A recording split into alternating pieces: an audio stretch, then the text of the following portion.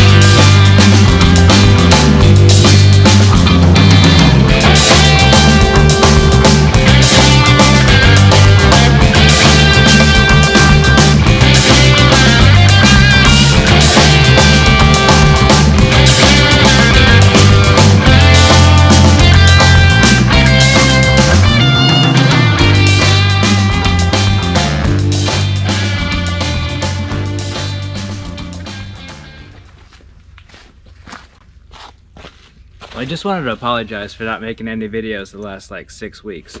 I found it impossible to be able to efficiently get my work done on the boat and manage the camera at the same time.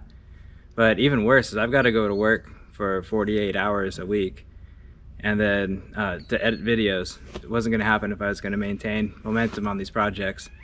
So I'm just going to have to give you a little walk around, show you what I've been up to the last 6 weeks. Maybe next year I'll get into maintenance videos, but now I just felt my time was so compressed with the weather changing. Once we get some hard freezes, I could freeze my freshwater system on board. I really want to get back in the water, and so I just had to keep pushing ahead on my boat projects and leave the camera behind. So again, sorry guys, but here, I'll bring you up to speed on what I've been up to.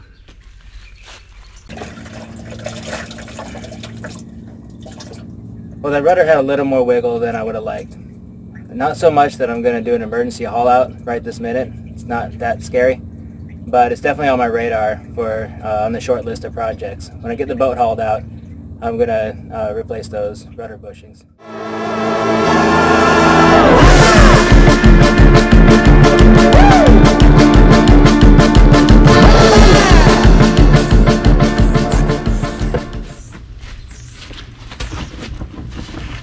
No more wiggle.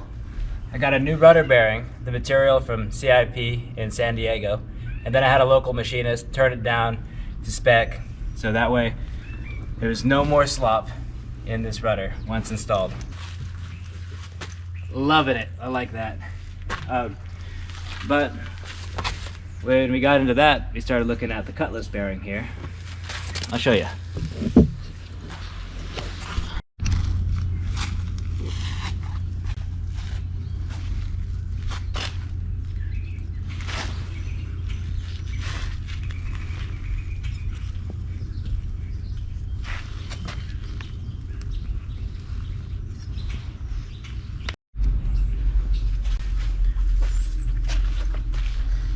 And so here's the strut that supports our propeller shaft.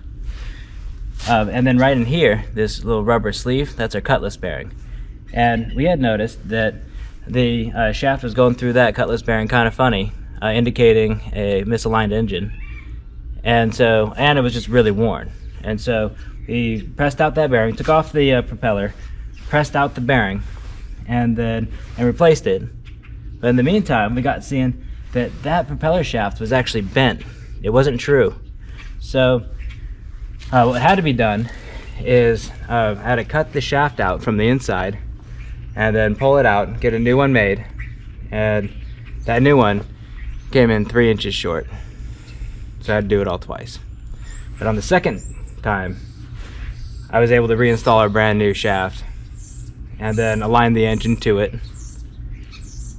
And I don't know how long this thing has been bent, maybe since we had the boat, but I'm really looking forward to sea trialing this thing and seeing how Cadillac smooth our propeller is going to run, because now we've got a straight shaft. In the meantime, so Morgan had taken apart our propeller, new grease, turns easy, new zincs, so we got that going for us.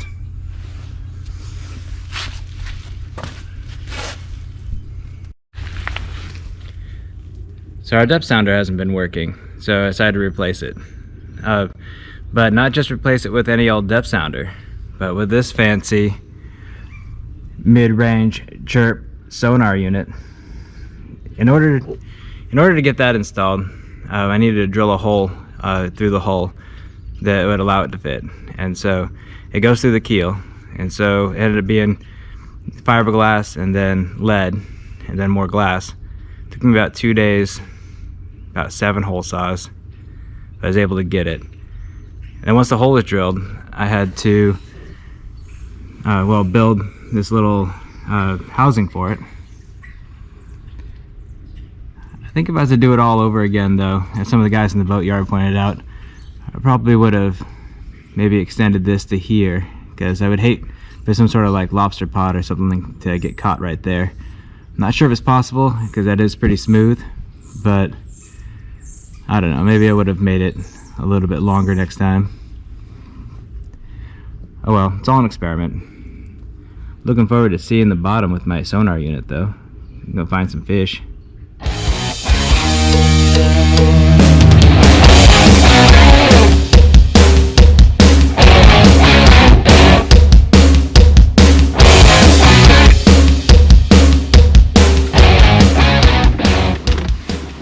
So running that sonar cable through the hole wasn't a real big deal, because from previous wiring experiences, like I kind of knew which route I was going to take, until I got to this section right here.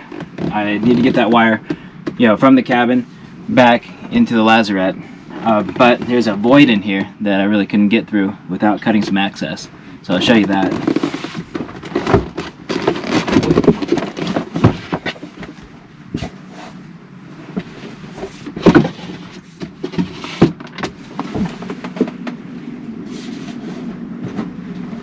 Now, I hate voids with every inch of my sailor soul, because, in the likely event that I had a fire in here, how would I fight it? Or if I need to get a bilge pump in here, I couldn't. So now I've got access, which is really great. And that made running that wire through this space a lot easier. I'll show you a little closer. See, the only thing in there is a wiring harness. And so I even have more storage space now. I haven't figured out what I want to put in there, but it's nice having a new space on board. And while I was in there, I also hooked up this motion sensor. This is a Garmin thing that hooks up to my radar, and it opens up some functionality to the radar because it knows exactly what the boat is doing and what motion the boat is behaving, and so it tunes the radar. Power up.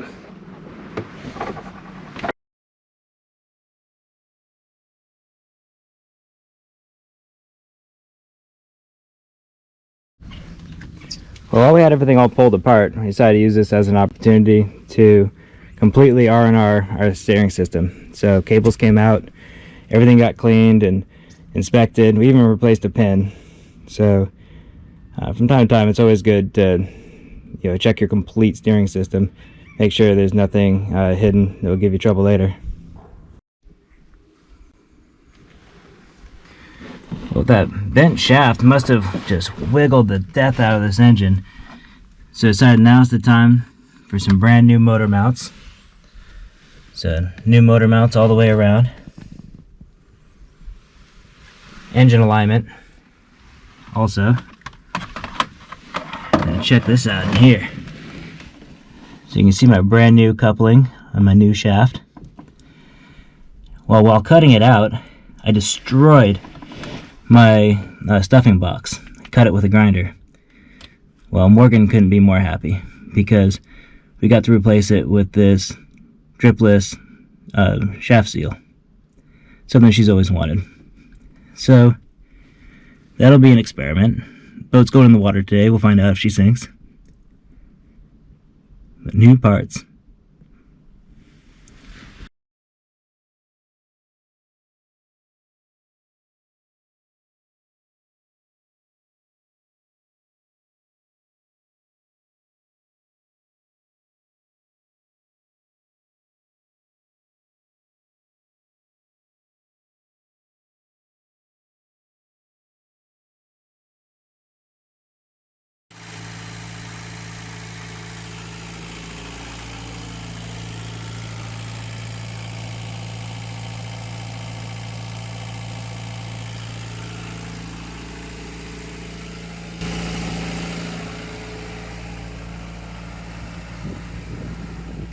Sea trial. So far, so good.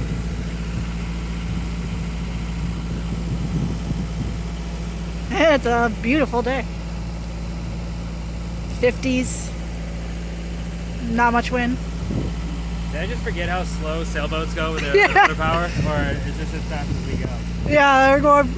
Forgot how slow we are.